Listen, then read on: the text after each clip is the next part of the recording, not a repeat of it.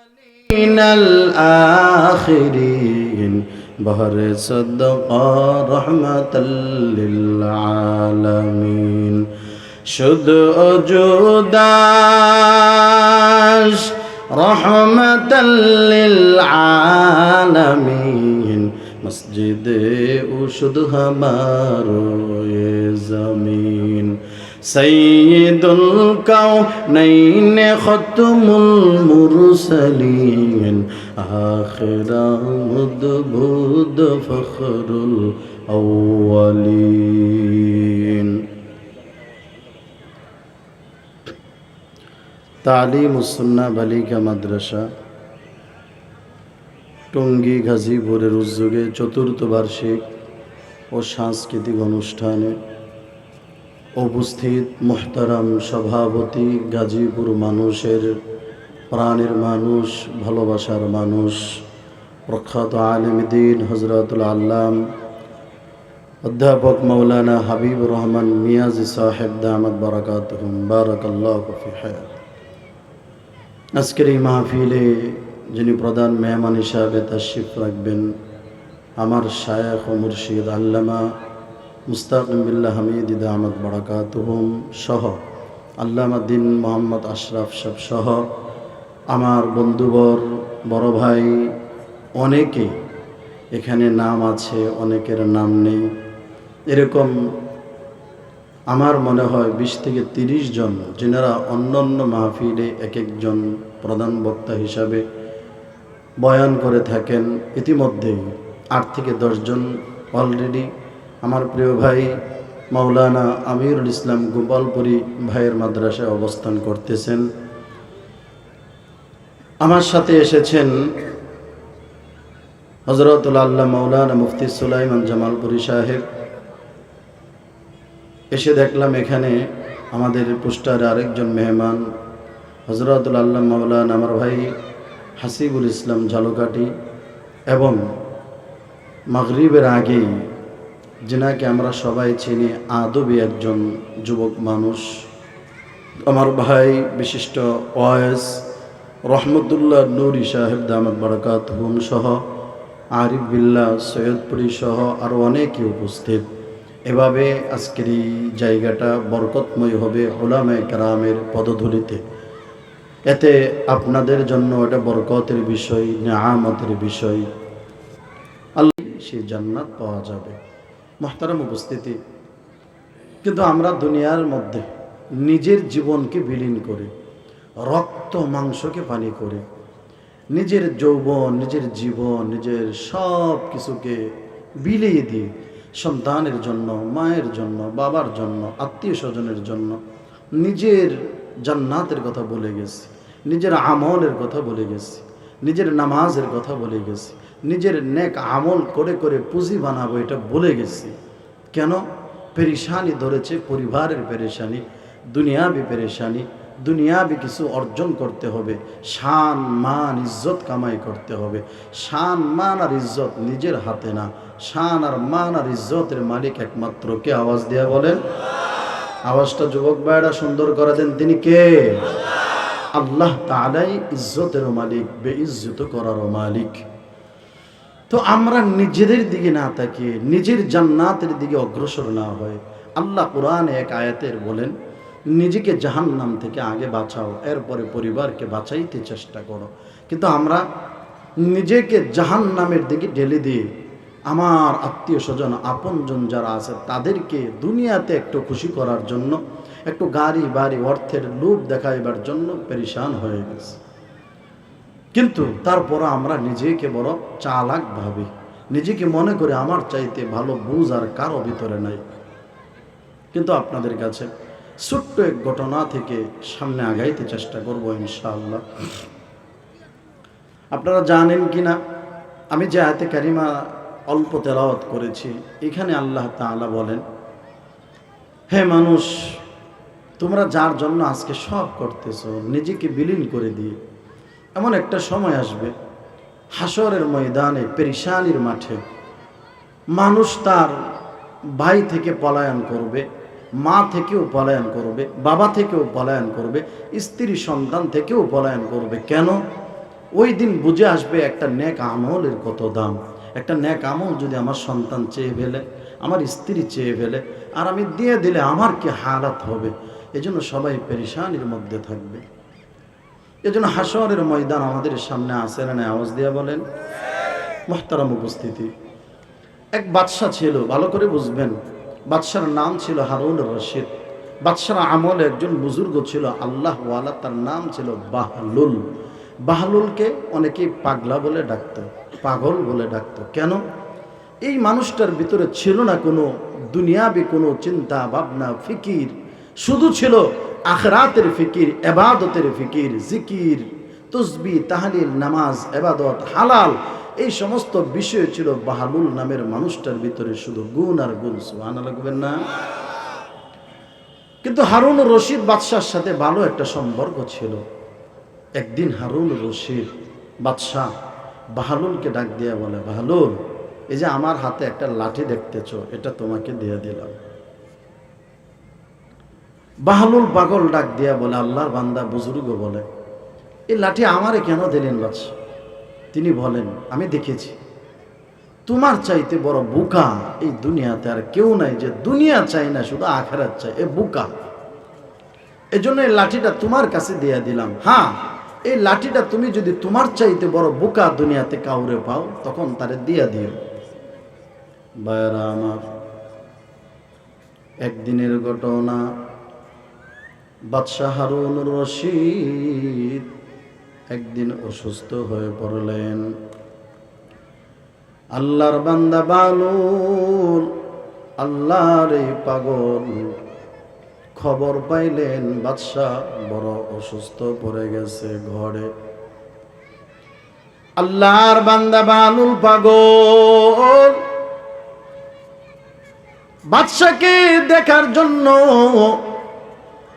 বাদশার বাড়িতে রওনা। বাদশার বাড়ি যাওয়ার পর জিজ্ঞেস করে, ও বাদশাহ নামদার, কি অবস্থা আপনার? বাদশাহ ডাক দিয়ে বলে, বাহলুল, আমি লম্বা এক সফরে রওনা দিয়েছি।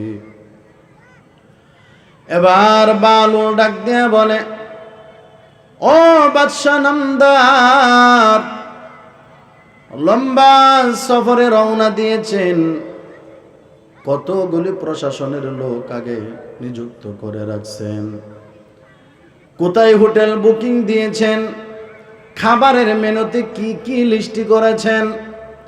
বাদশা ডাক দেয়া বলে, বাহলুল, সত্যি তুমি বড় বোকা। আমি জানতাম তুমি এতটা বোকা না, আজকে বুঝতে পারলাম তুমি বড় বোকা। এবার বাহলুল ডাক দেয়া বলে, কি ব্যাপার ও বাদশা নামদার? বলে, এটা আমার দুনিয়াবি কোনো সফর না, আমার হায়াত বড় শেষ হয়ে গেছে। আমি এক লম্বা সফরে রওনা করেছি, ওখানে প্রশাসন কাজে লাগবে না, হোটেল কাজে লাগবে না, খাবার মেনু কাজে লাগবে না। এবার বাহলুল ডাক দিয়ে বলে, বাদশা নামদার, দুনিয়াতে একটা সফরে রওনা দেওয়ার কারণে আগে প্রশাসনের লোক পাঠায় দিতেন, রাস্তাটা ক্লিয়ার করার জন্য, নিরাপত্তা দেওয়ার জন্য, হোটেল বুকিং দিত, খাবারগুলো টেস্ট করার জন্য আগে থেকে লোক নিয়োগ থাকতো। এমন একটা সফরে রওনা দিলেন, বড় লম্বা সফর, বুঝি ওখানে লোকের প্রয়োজন নাই। এবার বাদশা ডাক দেয়া বলে, না না, ওখানে যারা যায় একা যায়, খালি যাই, সাথে কিছু নেওয়া যায় না। ঠিক কিনা জোরে বল। এবার বাদশা ডাক দিয়া বাহলুলকে বলে, বাহলুল, আমার সফর বড় লম্বা। এমন সময় বাহলুল নামের পাগল আল্লাহর বান্দা হাতের লাঠিটা বাদশাকে দিয়া দিল। বাদশা ডাক দিয়া বলে, বাহলুল, এই লাঠি তুমি আমার কাছে কেন দিলা? আমি না তোমার বোকা বানাইয়া দিলাম? আমার তোমার চাইতে বড় কোনো বোকা পাইলে লাঠিটা দেওয়ার জন্য বলেছি। আপনাকে লাঠি দিয়েছি আমার চোখে, আমার জানা মতে আপনার চাইতে বড় বোকা আর দুনিয়াতে কেউ নাই। বাদশা ডাক দিয়া বলে, কেমনে? বলে আমি দুনিয়ার জন্য পাগল না, আখিরাতের পাগল। এই জন্য আপনি আমাকে বোকা বানাইয়া লাঠিটা আমারে দিলেন। কিন্তু আপনি দুনিয়ার জন্য পাগলামি করে, দুনিয়ার ক্ষমতা অর্জন করার জন্য, টাকা পয়সার জন্য বাদশাহীর পিছনে বইরা সব নষ্ট করে ফেললেন আখিরাত। আমি চিন্তা করে দেখলাম আল্লাহ বান্দা পাঠাইছে, আল্লাহর কাজ করে আল্লাহকে রাজি করবে, জান্নাতে যাবে, কিন্তু আপনি দুনিয়ার পিছনে থেকে সব নষ্ট করে ফেললেন। আমার যতটুকুন বুঝে আসছে আপনার চাইতে বড় বোকার কেউ নাই। এবার বাদশা বলে, ও বালুল, আমি তোমাকে বোকা ভাবছিলাম না, না সত্যি তুমি ভালো বলেছ, তোমার চাইতে জ্ঞানী কথা আর হতে পারে না। ঠিক কিনা জোরে বলে? আমরাও দুনিয়াতে সন্তানের জন্য, বিবির জন্য, এবার আমার একটু জবাব দাও, যেই সন্তানের জন্য আজকে সকালবেলা বের হয়ে রাত্রে 12টায় তুমি বাড়ি ফিরো, ঘুম নাই, খাবারও নাই, গোসলও নাই, ওই সন্তান বাসায় যাওয়ার সাথে সাথে বিবি ডাক দিয়া বলে, আপনার সন্তান এখনো বাসায় আসে না, কোথায় জানি না, বলে যায় নাই, বন্ধুর সাথে আড্ডা মারে, মাঝে মাঝে তালাশ করে পাই মদের আড্ডায়, মাঝে মাঝে পাই তাসের আড্ডায়, মাঝে মাঝে পাই জোয়াখোরের আড্ডার মধ্যে। বাবার মনটা ব্যঙ্গে খান খান হয়ে যায়। সমাজের সোসাইটি রক্ষার জন্য কারো কাছে বলে না, একা একা কান্না করে, সন্তানটারে হাতে বারে ধরে বুঝায়, এরপরেও কাজে লাগে না। বিবির জন্য এত চেষ্টা, সবার জন্য এত মেহনত, নিজের জন্য একটু চেষ্টা নাই, 5 ওয়াক্ত নামাজ নাই। আল্লাহর বান্দার দুনিয়াতে শুধু চিন্তা, আখিরাতের ফিকির বান্দার ভিতরে নাই। হে বান্দা, অনুরোধ করে পায়া ধরে বলে যাই, মাত্র কয়েক মিনিট, আজকে আমরা যাদের জন্য এত কিছু করলাম, আল্লাহ তাআলা কোরআনে তাদের কথাই বলেন, ইয়াউমা ইয়াফিরুল মারউ মিন আখিহি ওয়া উম্মিহি ওয়া আবিহি ওয়া সাহিবাতিহি ওয়া বানিহি।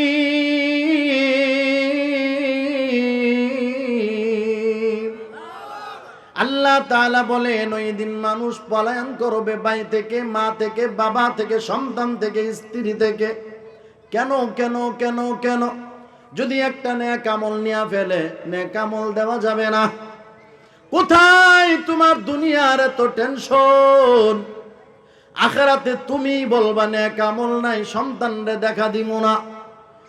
এবার একটা আওয়াজ দেয়া বলেন, আল্লাহর কোরআন সত্য না মিথ্যা? আল্লাহর কোরআনের আওয়াজ দিবেন এখানে, আবার ভয় কিসের? চিল্লা বলেন, কোরআন সত্য না মিথ্যা? আল্লাহর কোরআন কোনো সন্দেহ নাই। আল্লাহ তাআলা বলেন, যালিকাল কিতাবু লা রাইবা ফীহি হুদাল লিল মুত্তাকিন। যাবে জাহান্নামের যাত্রী হবে, ঠিক কিনা জোরে বলো? এই জন্য মুমিন ভালো করে শুনেন, সবাই সবাই থেকে পলায়ন করবে, নেকি দিতে চাইবে না। কোন দিন? বলে হাসরের মাঠ। হাসরের মাঠ এত ভয়ঙ্কর। হাসরের মাঠে বান্দা কি হালাত হবে জানেন? অল্প সময় আল্লাহ তাআলা বলবেন, আমি আল্লাহ সৃষ্টি করেছি, মায়ের গর্ভে জন্ম দিয়েছি, হাত তোমার খালি, পা তোমার খালি, শরীর তোমার খালি, তোমার কি ছিল না? তুমি ওই সময় এমন ছিলা। আল্লাহ তাআলা বলেন, তুমি একেবারে উলঙ্গ ছিলা। আল্লাহ তাআলা বলেন, খতনাবিহীন ছিলা। আমি আল্লাহ হাসরের ময়দান বান্দারে ওইভাবেই দাঁড় করায়া দেব। আল্লাহর নবীর হাদিস, আম্মা জান আয়েশা থেকে আল্লাহর নবীর কথা।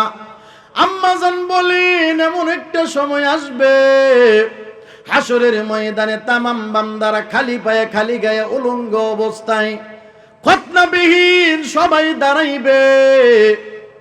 আল্লাহর নবী এটা বলার পর আম্মা জান ডাক দিয়া বলে, নবী, এতগুলি মানুষ, মাও থাকবে, বাবাও থাকবে, সবাই আপনজনেরা থাকবে। হাসরের ময়দানে পা খালি, শরীর খালি, হাত খালি, উলঙ্গ খতনাবিহীন, বুঝি লজ্জা লাগবে না? আল্লাহর নবী বলে, আয়েশা গো, ওই দিন লজ্জা লাগবে কেমনে? সবাই থাকবে বড় টেনশনে, পেরেশানিতে, ঠিক কিনা? জোরে বল। অন্তরের ভিতরে গাতে নেন, দিলের কানে শুনেন। দুনিয়ার জমিনে শোনা যায় মাঝে মাঝে জাহাজ ডুবে গেছে, লঞ্চ ডুবে গেছে। কত মানুষ একই পরিবারের 4 থেকে 5 জন করে করে সাগরে ডুবে যায়। ওখানে যদি মা বাবা ভাই বোন একসাথেও থাকে, জাহাজ থেকে পড়ে যাওয়ার পর বাবাও যদি থাকে, বাবা নিজে বাঁচার জন্য সাঁতরাবে, চেষ্টা করবে। বাবা নিজে না বাইচা কখনো মায়ের দিকে তাকাইবে না, সন্তানের দিকে তাকাইবে না। কারণ এমন একটা বিপদ, একবার ভাসবে আর একবার ডুববে, হাবুডুবু খাবে, আর পরেও বলবে, আল্লাহ আমার হায়াত বাড়ায়া দাও, কিনারায় নিয়ে দাও। কিন্তু কারো দিকে তাকাইবে না, বাবার সময় নাই। কথা বলেন ঠিক কিনা? দুনিয়াতে যদি এমন হয়, হাসরের মাঠের কি হালাত হবে? নবী আমার বলেন, আয়েশা ভালো করে শোনো তাহলে। মানুষের এমন একটা অবস্থা হবে, বড় ভয়। কেউ কারো দিকে তাকাইবে না, কাপড় আছে কিনা দেখবে না, কে সামনে কে পিছনে দেখবে না। সবাই ব্যস্ত থাকবে, পেরেশান নিয়ে ব্যস্ত থাকবে, নিজের কি হালাত হয়। এ ভাই শুনেন, আমি আপনাদেরকে বলতে চাই, আল্লাহ পাক রব্বুল আলামিনের নবী বলে, হাসরের মাঠের হালাত শেষ না। আল্লাহর বান্দা শুধু উলঙ্গ অবস্থায় খালি পায়ে খালি গায়ে এখানেই শেষ না। বান্দারা যেই মাঠে দাঁড়াইবে, ওই মাঠটা হবে তামার, এত হবে গরম, পা ফালাইতে পারবে না, তারপরেও দাঁড়ায় থাকবে। আমার দিকে তাকান, এই যে 2টা আঙ্গুল যেমন 2টা পা, এমন ভাবে জায়গা নেয়া, বেশি জায়গা পাওয়া যাবে না। এইভাবে 2টি পা ওই মাঠে গরম, এইভাবে দাঁড়ায়া থাকবে বান্দা 50,000 বছর। আল্লাহ তাআলার নবী বলে, আসমান, ওই সূর্য যদি ফ্যানের নিচেও তাপ দেয়, তারপরেও ফ্যানের নিচে আমরা ঘেমে যাই। কথা বলেন ঠিক কিনা? আল্লাহর নবী বলে, সূর্যটা কাছে আসবে, নিচে থাকবে গরম, থাকবে উলঙ্গ, খালি গায়ে খালি পায়ে, 50,000 বছর 2 পায়ের জায়গা নিয়ে দাঁড়ায় থাকবে। এবার একটু আমার জবাব দেন, ও টঙ্গী এলাকাবাসী, অবস্থাটা কেমন হবে? কঠিন না সহজ? এরে ভাই, কার কেমন হালাত হবে শুনো। আল্লাহর নবী বলে, যার বেশি গুনাহ তার হবে বেশি অবস্থা খারাপ। যার বেশি গুনাহ তার অবস্থা কেমন জানো? ওই যে গাম, সূর্যের তাপে গাম জোরে জোরে, কারো টাকনু পর্যন্ত গাম ভরে যাবে, কারো হাঁটু পর্যন্ত গাম জমে যাবে, কারো নাভি পর্যন্ত, কারো আবার নাক পর্যন্ত। আল্লাহর নবী বলেন, যার বেশি গুনাহ হবে, নামাজ নাই, রোজা নাই, তাসবিহ নাই, তাহলিল নাই, হালাল নাই, জিনা, গান আর ব্যভিচার হারাম, ওই বান্দার কেমন হালাত হবে জানো? আল্লাহর নবী বলে, ওই বান্দা একেবারে মাথা থেকে শুরু করে পা পর্যন্ত ঘেমের মধ্যে, ঘামের মধ্যে হাবুডুবু খাইতে থাকবে। অবস্থাটা কেমন হয়ে যাবে? আল্লাহর বান্দারা সবাই বড় পেরেশানির মধ্যে থাকবে, এইভাবে চলতে থাকবে, বড় কষ্ট, বলা বলি করতে থাকবে, মালিক আল্লাহ আমাদেরকে হিসাবটা নিয়া আমাদেরকে ফয়সালা করেন, জাহান্নামে দিলে জাহান্নামে দিয়া দেন। এরপরও এত কষ্ট সহ্য হয় না, আওয়াজ দিয়া বলেন না সুবহানাল্লাহ। এরে যুবক ভাই, পা দুটো আগে দাও, পায়ে ধরে ধরে বলে যাই মুরব্বি বাবা, বয়সের কোনো গ্যারান্টি নাই, গতকালকের ঘটনা বলে যায়। আমার ভাই, সিলেটের ভাই, নারায়ণগঞ্জে খ্যাতমত করে, নাম তার মানসুরুল হাসান নুরি। আজকে আর না, আজকে মাটির নিচে দাফন। ইউটিউবে চার্জ দিয়ে দেখবেন মানসুরুল হাসান নুরি, সঙ্গীত তার কত সুন্দর, বয়ান তার কত সুন্দর, এত সুন্দর ব্যবহার কেন? বলে তিনার আব্বাজান বড় সিলেটের বড় আলেম, এই জন্য সন্তান অনেক ভদ্র আখলাকওয়ালা একজন যুবক। আমার সমবয়সী ভাই হবে, দুইটা কিডনি ড্যামেজ হয়ে 2 সপ্তাহ হাসপাতালে থাকার পর গতকালকে মারা গেছে, আল্লাহ তাআলা নিয়ে গেছে। এই তো মানুষের জিন্দেগি, কথা বলেন ঠিক কিনা? আজকে দেখলাম, গতকালকে রাত্রেও দেখলাম, ফেসবুকে আর কোনো সংবাদ নাই, উলামায়ে কেরামের ফেসবুক, শুধুমাত্র মানসুরুল হাসান নুরি ইন্না লিল্লাহি ওয়া ইন্না ইলাইহি রাজিউনের কথা লেখা। আল্লাহ তাআলা আমার ভাইটাকে জান্নাতের আলা মাকাম দান করেন, বলেন আমিন। ভাইয়ারা আমার, এই জন্য মনোযোগ দিয়ে শুনেন, আর মাত্র 2-4 মিনিট। মানুষ বলা বলি করবে, আল্লাহ মেহেরবানি করে আমাদেরকে একটা ফয়সালা করে দাও। সবাই আবার বলতে থাকবে, চলো হাসরের মাঠে এমন একজনকে খুঁজে বের করি, যার কাছে গেলে আল্লাহর কাছে সুপারিশ করবে, যেন আমাদের বিচার কাজটা শুরু হয়। এবার মানুষরা রওনা দিবে আদম নবীর কাছে। আদম নবীর কাছে যাইয়া ডাক দেয়া বলবে, আব্বাজান, দুনিয়ার শুরু থেকে শেষ পর্যন্ত সবাই আপনার সন্তান। আল্লাহ তাআলা আপনারে সর্বপ্রথম বানাইছে মাটির দ্বারা। আল্লাহ বানাইয়া আপনার ভিতরে রূহ ফুঁকে দিয়েছে, আবার ফেরেশতা দিয়ে আপনারে সম্মান করাইয়া সম্মান দিয়েছে, সেজদা করাইয়া। আবার আল্লাহ তাআলা আপনারে জান্নাতেও রাখছিল, আপনার বড় দাম। আল্লাহর কাছে বলেন না আমাদের হিসাবটা শুরু করার জন্য। আদম আলাইহিস সালাম এবার বলবে, শুনো, আমি পারবো না। কেন? বলে, আমার একটা বড় ভয়। আমাদের আব্বাজানের কথা তিনি বলে, বড় ভয়। আল্লাহ তাআলা আমারে জান্নাতে বলছিল, ওই গাছের নিকটে যাইবা না আদম। আমি গাছের নিচে গিয়েছিলাম, আমি আল্লাহর কথা মানি নাই, দুকায় পড়েছি। এই জন্য বড় ভয়, আল্লাহ যদি আমার কাছে জবাব চাই, আমি কি জবাব দেব? বলবে, আল্লাহ আজকে এত রাগান্বিত, এর আগে এমন রাগান্বিত ছিল না, আজকের পরে এমন রাগান্বিত থাকবে না। আমি পারবো না, নাফসি নাফসি নাফসি বলবে। আবার বলে দিবে, তোমরা যাও, তোমরা নূহ নবীর কাছে যাইতে পারো। আবার মানুষরা চলে আসবে, নূহ নবীর কাছে এসে বলবে, পয়গম্বর, আপনি হলেন সর্বপ্রথম রাসূল, আল্লাহ তাআলা আপনাকে শুকরগুজার বান্দার খাতায় নাম লিখাইছে। আপনি একটু বলেন না আল্লাহ তাআলার কাছে হিসাবটা আমাদের শুরু করার জন্য। নূহ নবী এবার ডাক দিয়ে বলবে, আমি পারবো না, কারণ আল্লাহ বলেছিল, নূহ দোয়া করো, তোমার দোয়া কবুল করা হবে। আমি এবার সম্প্রদায়ের জন্য বদদোয়া করেছিলাম, আল্লাহ সম্প্রদায়কে তুমি ধ্বংস করে দাও। আল্লাহ তাআলা মহাপ্লাবনে ধ্বংস করে দিল। আল্লাহ যদি জানতে চাই তুমি এমন দোয়া কেন করছিলা, আমারও বড় ভয়। এই জন্য নূহ নবী বলবে, আমি পারবো না, তোমরা যাও। আল্লাহ আজকে বড় রাগান্বিত। এবার নাফসি নাফসি নাফসি নাফসি বলবে নবীরা। এবার বলবে যাও তোমরা যাও, ইব্রাহিম নবীর কাছে যাও।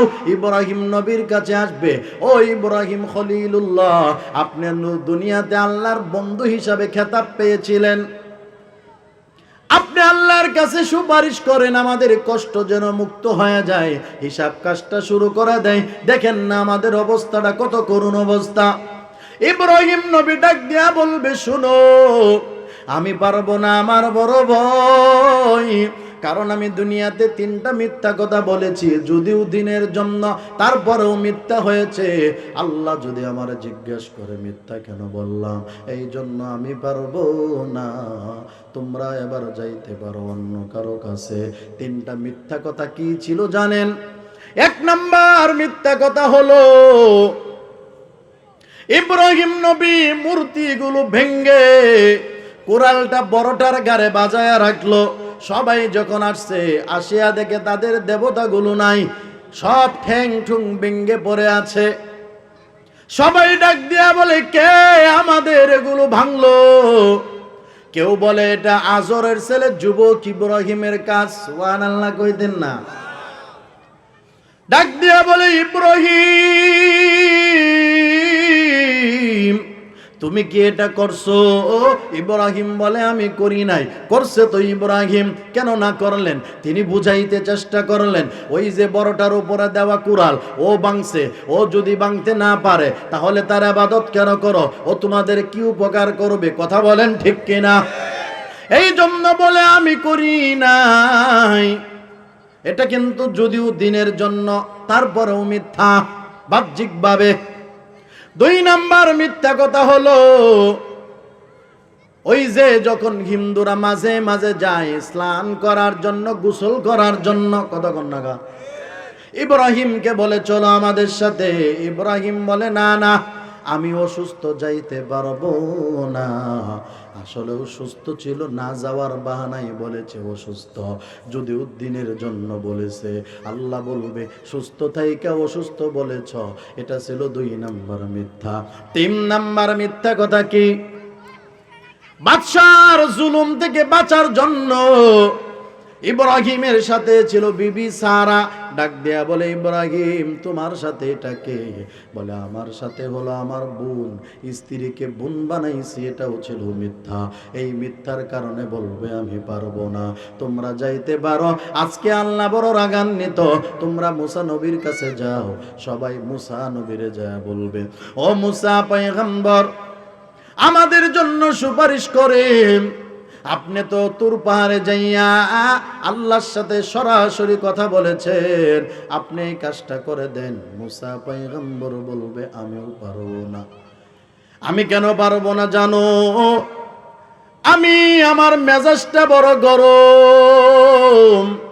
আমি আবার একটা কিপ্তিকে আমি থাপ্পড় লাগাইয়া আমার আঘাতে মারা গেল। আল্লাহর অর্ডার ছাড়াই মেরে ফেললাম। আল্লাহ যদি বলে, মুসা তারে কেন মারলা? কি জবাব দেব? বড় ভয়, আমি পারবো না। আজকে আল্লাহ বড় রাগান্বিত। তোমরা যাইতে পারো এবার ঈসা নবীর কাছে। ঈসা নবীর কাছে আসবে। ঈসা নবী আবার বলবে, ও ঈসা পয়গম্বর, আপনি একটু সুপারিশ করেন না। ঈসা নবী আবার বলবে, আমি পারবো না। কারণ আল্লাহ যখন আমার উঠে নিয়ে আসলো, আমার পরে তারা আমার একটা আকার আকৃতি বানাইয়া তারা এটার ইবাদত করেছে, উপাসনা করেছে। এটাকে তারা এই করেছে, সেই করে গুনাহগার হয়েছে। আল্লাহ যদি বলে, এই জন্য আমার কাছে যদি জবাব চাই, আমি জবাব দিব কেমনে? এই জন্য আমিও পারবো না। তবে শুনো, সমস্ত নবী যাদের কাছে যাবে সবাই না করবে। এবার ঈসা নবী বলবে, এমন একজনের কাছে যাও যিনি হলেন আখিরি জামানার পয়গম্বর, নবী আরবি, দু জাহানের সরদার, মদিনার নবী, আদর্শওয়ালা নবী, আমাদের পয়গম্বর জনাবে মুহাম্মদুর রাসূলুল্লাহ সাল্লাল্লাহু আলাইহি ওয়াসাল্লাম। আরে বলেন না আল্লাহু আকবার, চিল্লায়া বলেন আল্লাহু আকবার।